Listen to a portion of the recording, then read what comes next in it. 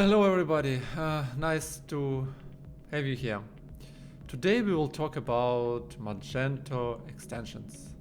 And if to be more precise, I want to shortly explain how we are deciding which way to go when it's coming to extensions, which to ready extension or to extensions that have to be developed.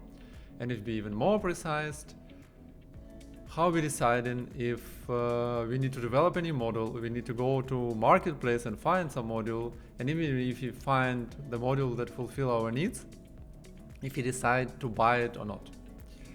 And so, not hypothetical, real situation that you get a task, and its task sounds as okay, maybe somebody already did it. So what we usually do is we go into search in internet if there are already module that somebody developed that doing exactly the stuff we need. And every developer, when he's in this position, he have like three choices. He can tell, hey, we need to develop this module, it will cost you so much amount of time and money. Or he's going to Magento Marketplace, searching there, and then find something and tell, hey, we need to buy this one, it fulfill our needs. Or maybe just Google it and find some another third-party extension providers which providing the modules which covering the functionality you need. So we'll talk about three cases today. And I want to compare them, and for that I prepared like nice picture. You can save it for yourself if it will be interesting for you, but I will explain how we are usually doing. So the first one is the self-developed module. So it's like the most obvious part and the most part which I prefer always in compared to all other ways, but it's not in line with what a business need or what the project need or money, time, budget, whatever else. So it has like a benefits and also negative sides. We will start with the good stuff. I mean, I usually like to start with the good stuff.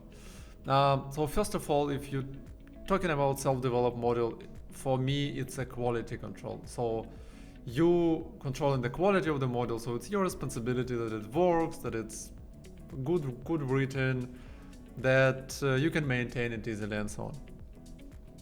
Then free to reuse, as we doing a lot of commerce projects, means if I develop it once, I can reuse it for another project also, so which will simplify the work I'm doing. Another one is the easy Magento update as minimum for us, because again, if coming back to the quality, we know how it's developed, we try to follow Magento standards. We cover it with the tests, means when a new Magento update is coming, we more or less confident that okay, if there are no breaking changes in the code, which happens still, but there are like low probability it will cause a lot of problems, which is not like that with another ways of getting the modules, but we will talk about this.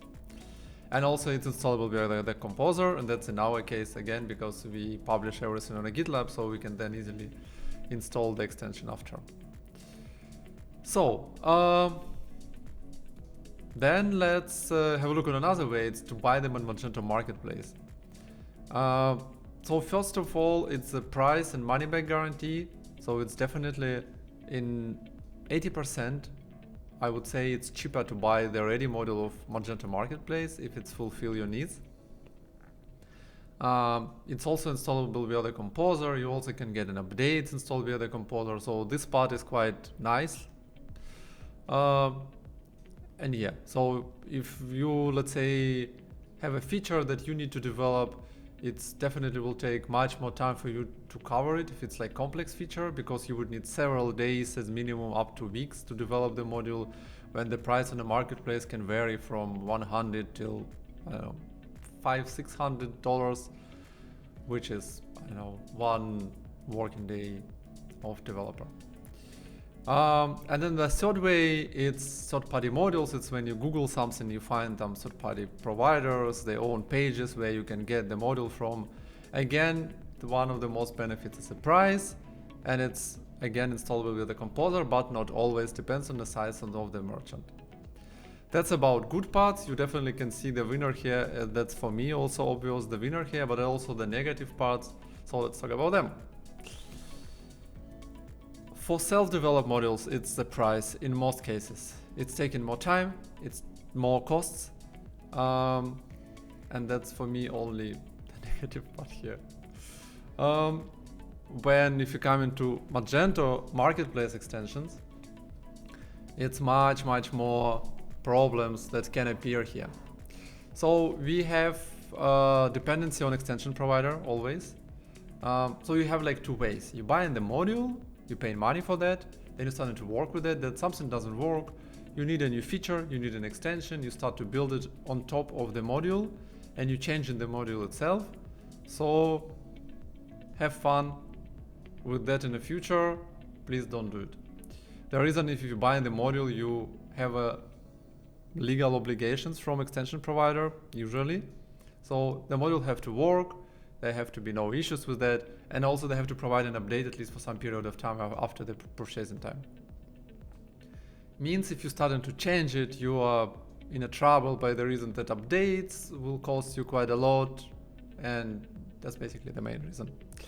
So even if you extending it, you're trying to do another own module which extending the functionality, but you still have dependency on provider. So, and if you come into the third point here is the delays in Magento updates. So that's why. Because when new Magento version is released, not always extension provider has a new version which supporting it, especially when the, let's say, PHP support is being updated. So you need to wait some time, means your updates can be delayed. Also, I very rarely see the modules which have a good code quality or have a test coverage even. That's like maybe, don't want to lie, I mean 2-3% of modules I saw, maybe even less. And that's a very big problem because the quality means not only the code quality, also the performance quality, also the extension quality and the stuff which it's doing for your customer, which can like cause the conversion issues. And then if you're talking about the third-party modules, it's exactly the same picture. There's nothing much to add. So you technically have the same problems that may happen. Also, it can be the composer management, which can be a problem. I mean, let's say for the third party especially. And if you're talking about the Magento Marketplace, the issues here is to be able to install it, especially, I mean, if you're working with Adobe Commerce instances or even Adobe Commerce Cloud, to be able to install the module, you have to purchase it from account who is the owner of your system, because you need the keys not only to get the module, like your composer keys, but also to get the Adobe Commerce instance itself and all modules which are coming with it together. Means in our case, we always have to ask client to buy it, because client's composer key being used to get the commerce instance. And if it doesn't work, there are like two other options. You can buy it yourself, or you buy it yourself in any case, because you need the module. And then you or rather download it and install it in app code, which I would not recommend because you're losing updates, compatibilities, you will have problems like to get a new version, so it's not so easy. You need always to have these manual steps. Or in our case, if this happens, we bind with our own account and then we synchronize in the modules to our own GitLab, so we still have a version control out of there. We can install it with Composer, and its synchronization happens automatically from Magento repository, means we are more or less getting directly the new versions if they've been released. But that's something which is not very comfortable. And also the module weight, which I added, I will explain what does it mean. It's mean if you you need some feature, and then you're looking for modules, and you can find a bunch of the modules. But then you finding your feature in this module, but you don't need like another 40-60% of the module itself, because they have a lot of other functionality which you don't need. But to make it work, you need to install it also together with the module. So again, you would then need maybe also to take care about the updates part of the code which you're not using. The module is heavy, it can impact the performance, impact your, let's say, deployment time and all the stuff. So that's also like a side effect, because I very rarely also saw that it's a third-party extension provider splitting the modules on the packages, like a small module that you can install only what you need. Yeah, that's technically it. So the picture is clear when I'm looking on it. when coming to the real world examples, this negative or high price for self-developed modules winning very often, and we need to live with another two options which are also valid. I mean, especially if you're open source and you have a small budget and you just want to go live quickly, that's a valid option. You just have to be aware that spending now less, you will high probably spend more money later. Yeah, I mean, that's it. I have nothing much to add here.